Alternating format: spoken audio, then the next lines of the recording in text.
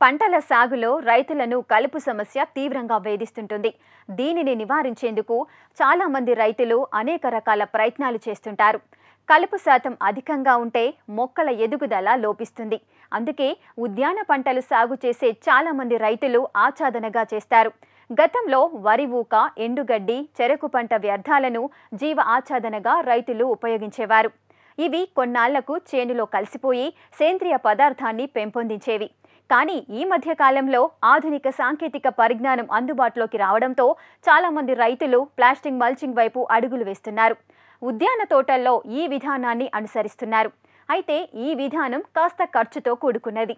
దీనితో చిన్న సన్నకారు రైతులకు కాస్త ఆర్థిక భారంగా మారుతుంది. ఈ క్రమంలో సేంద్రియ విధానంలో చేసుకునే ఆచ్ఛాదన విధానాలపై నేలతల్లి అందిస్తున్న కథనాన్ని ఇప్పుడు చూద్దాం పదండి.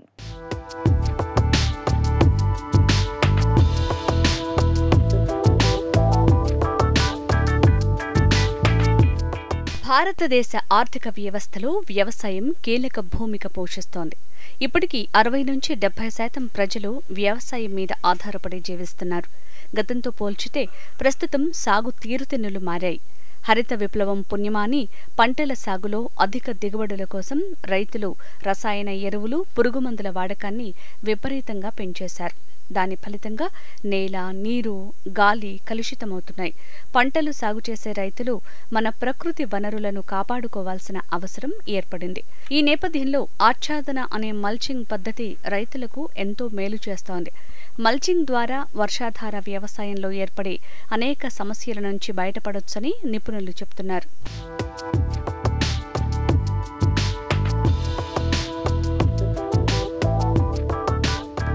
ముందుగా మల్చింగ్ అంటే ఏంటో తెలుసుకుందాం. మొక్క చుట్టూ వ్యాపించి ఉన్న వేరు వ్యవస్థను ఏదైనా పదార్థాలతో ఉంచి మొక్క వేర్లను వేడి, చల్లదనం, వర్షాభావ పరిస్థితుల నుంచి కాపాడటమే ఆచ్ఛాదన అంటారు. మరి ఈ మల్చింగ్ కోసం వరి పొట్టు, కొబ్బరి పీచు, పీకేసిన కలుపు, చిన్న చిన్న గులకరాళ్లు వంటి ప్రకృతి సహజ పదార్థాలను ఎన్నో ఏళ్లుగా రైతులు వాడుతున్నప్పటికీ వాటి లభ్యత రాను రాను తగ్గుతుండటంతో కృత్రిమ పదార్థాల వాడకం గణనీయంగా పెరిగింది.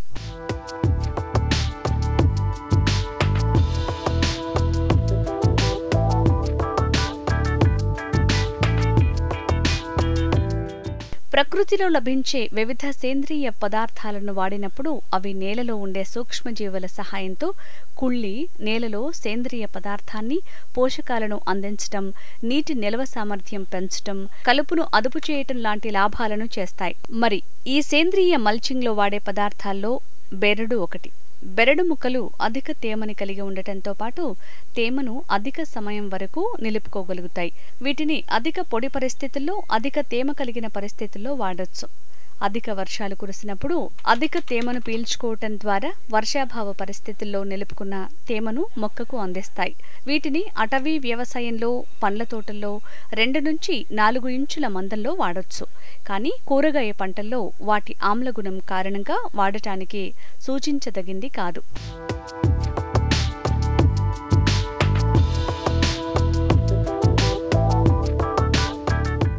ఇక గడ్డి కత్తిరింపులు చాలా విరివిగా అధిక మోతాదుల్లో లభిస్తాయి. వీటి వాడకం ద్వారా నేలలో సేంద్రియ పదార్థంతో పాటు నత్రజని కూడా లభిస్తుంది. పచ్చగడ్డిని వాడినప్పుడు అవి వేర్లను వృద్ధి చేసుకుని పంట మొక్కలకు నష్టాన్ని కలుగజేస్తాయి. కాబట్టి ఎండిన గడ్డిని 2 నుంచి 3 ఇంచుల మందం గల పొరల్లో కూరగాయ పంటల్లో వాడొచ్చు. ఇక ఎండు ఆకులు అన్ని ప్రాంతాల్లో అధిక మోతాదులో లభిస్తాయి. చెట్లు అధికంగా ఉన్న ప్రాంతాల్లో, అడవులు ఎక్కువగా ఉన్న చోట చలికాలంలో 3 నుంచి 4 ఇంచుల మందంతో ఆచ్ఛాదనగా వాడితే కుళ్ళి మంచి ఎరువుగా మారి మొక్కకు పోషకాలు అందించటంతో పాటు భూమిలో తేమను నిల్వ ఉంచుతాయి. కానీ తేలికగా గాలికి ఎగిరిపోయే స్వభావం కలిగి ఉండటం వల్ల వాటిపైన చిన్న కొమ్మలను, చెట్ల బెరడును కప్పొచ్చు. వరి, గోధుమ గడ్డి, చిరుధాన్యాల పంట వ్యర్థాలను మల్చింగ్గా వాడుకోవచ్చు. వాటిని 6 నుంచి 8 అంగుళాల మందంలో పరచాలి. దీని ద్వారా నేలలో తేమ నిల్వ పెరిగిపోవటమే కాక కలుపును సమర్థంగా అరికట్టడం, వేడిని నిలువరించడంతో పాటు పోషకాలను నేలకు అందిస్తాయి. కలుపు మొక్కల గింజలు లేకుండా జాగ్రత్త పడాలి. ఈ రకం ఆచ్ఛాదన గడ్డి, ఎండుగడ్డి కంటే ఎక్కువ కాలం మన్నిక ఉంటుంది.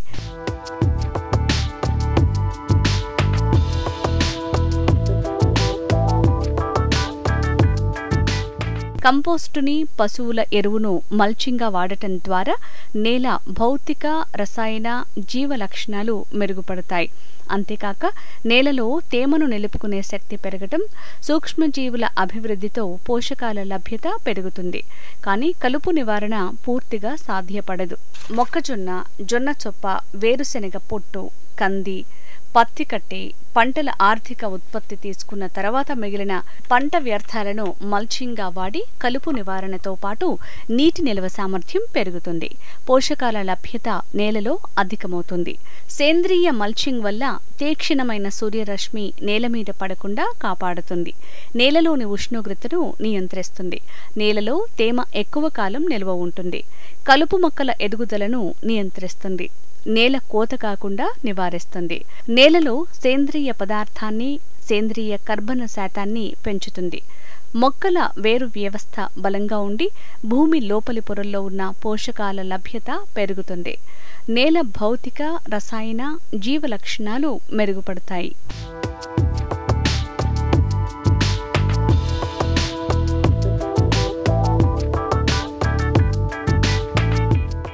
మరి ఈ రోజు ప్రసారమైన కార్యక్రమంతో పాటు సాగుదారులకు ఉపయోగపడే సేద్య సమాచారం, అభ్యుదయ రైతుల అనుభవాల కోసం హెచ్ఎంటీవీ అగ్రి యూట్యూబ్ ఛానల్ని సబ్స్క్రైబ్ చేసుకోండి. ఇది ఇవాల్టి బయోఫ్యాక్టర్ సమర్పించు నేల తల్లి కార్యక్రమం. నమస్తే.